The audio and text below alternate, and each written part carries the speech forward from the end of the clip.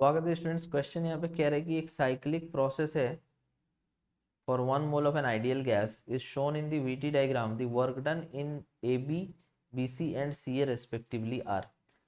देखो ए से बी जो प्रोसेस हो रहा है, इस प्रोसेस में मेरा वॉल्यूम चेंज ही नहीं हुआ है।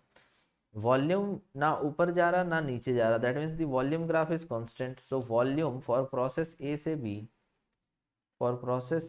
B, the volume at A is also V2 and volume at B is also V2. So the change in volume between A and B is 0. तो जब ये प्रोसेस होता है तो इसको हम बोलते हैं आइसोकोरिक प्रोसेस। और आइसोकोरिक प्रोसेस में जब वर्क डन हम लिखेंगे P डेल्टा V, तो जब चेंज इन वॉल्यूम हुआ ही नहीं तो वर्क डन क्या हो जाएगा, 0 हो जाएगा। अब बात आता है B से C, जो प्रोसेस यहाँ पे देख रहे हो B से लेकर के C तक का प्रोसेस है। तो यहाँ पर मेरा टेम्परेचर एट बी T2 है और टेम्परेचर एट सी भी T2 है, मतलब कि चेंज इन टेम्परेचर इज 0। तो इस तरह के प्रोसेस को हम बोलते हैं आइसोथर्मल प्रोसेस।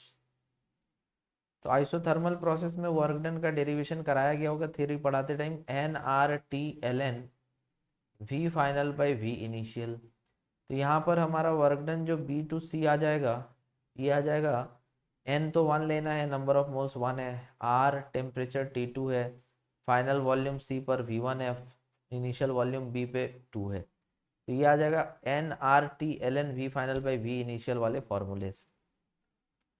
अब आ जाओ तुम थर्ड केस में। थर्ड केस में देखो तो ये C2A का प्रोसेस हमें बताया जा रहा है, C2A। तो ये जो C से लेके A तक का प्रोसेस है, इसमें तुम देख सकते हो that volume and temperature are directly proportional. ये ओरिजिन से पास हो रहा है, स्ट्रेट लाइन है passing through the origin, that means the volume is directly proportional to temperature. तो जो फॉर्मूला है वो है P V equal to N R T. तो अगर V और T आपस में डायरेक्टली प्रोपोर्शनल होगा, दैट मीन्स कि प्रेशर कांस्टेंट होगा। तो इस तरह के प्रोसेस को हम कहते हैं आइसोबेरिक प्रोसेस। Isobaric process. अब आइसोबेरिक प्रोसेस का जो वर्क होता है,